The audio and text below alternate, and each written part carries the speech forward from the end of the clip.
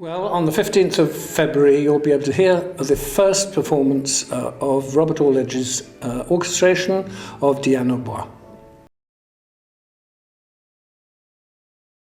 Diane Bois is Diana in the Woods, is a cantata that Debussy wrote in his early 20s when he was in love with a singer who was 14 years his senior. And it is basically about the idea of a flute that is played by Eros, and when he plays the flute it renders Diana, who is the goddess of both hunting and chastity, unable to fend off his advances.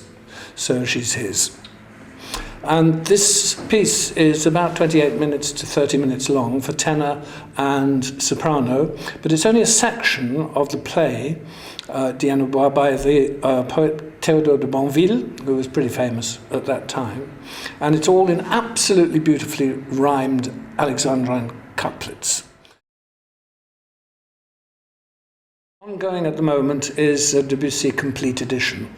That's been ongoing for about 15 years, I think. I've been asked to do the volume which includes Diane Bois and a lot of other little pieces for chorus and singers and so on.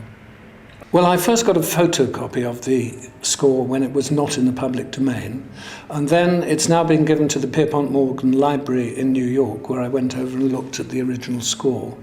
And I made a version which is basically a transcription of what Debussy wrote.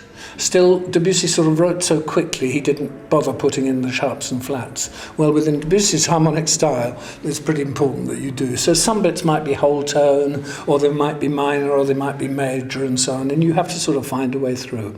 Well, Robert Orledge, who's done the orchestration, and I have worked together on this and come to a sort of agreement about how it's going to be.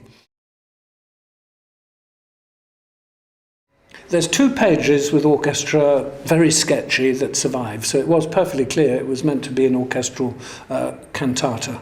But that's all there is. So what Robert has done is to take the Debussyan orchestra of that time, which is his earlier period, and to orchestrate it up for that. Some bits of it you just look at and you know, well, that's a flute because of the action, because it says, and here Eros takes the flute of Silenius and plays a tune.